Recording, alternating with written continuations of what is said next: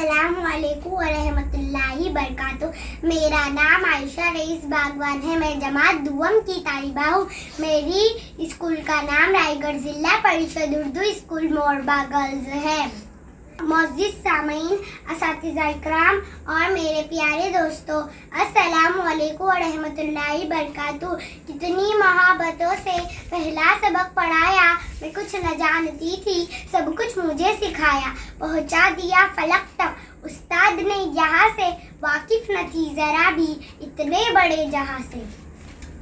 Teacher day यानी उस्ताद का दिन, उस दिन बच्चे जश्न मनाते हैं। डॉक्टर सर्वपल्ली राधाकृष्ण की पैदाइश के दिन 5 सितंबर को 1962 में मनाया जाता है। उस्ताद आज किसी भी माशरे के मोमाल होते, कौम में नई नस्ल और अतदारों के जरिए तश्कील करते। उनमें उस्ताद सरे फहरिस्त नई नस्लों को हर शनासी में तैयार करने पर उस्ताद का हाथ होता है। दोस्तों, मैं आज सबसे पहले उस्ताद का शुक्रिया अदा करती हूँ।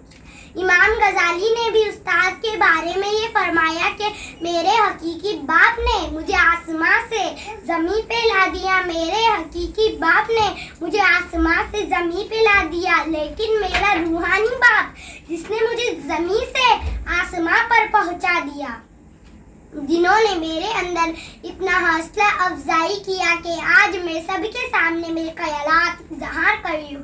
दोस्तों, उस्ताद कोई बादशाह तो नहीं होता, पर बादशाह उन्हीं की वजह से होता है। उस्ताद कोई डॉक्टर या इंजीनियर तो नहीं होता, पर डॉक्टर इंजीनियर उन्हीं की वजह से होता है। उस्ताद पत्थर को हीरे में बदलने की सलाहियत रखता है। जब हम कमज़ोर पड़ जाते हैं तो ये हमारा सहारा बन जाते हैं।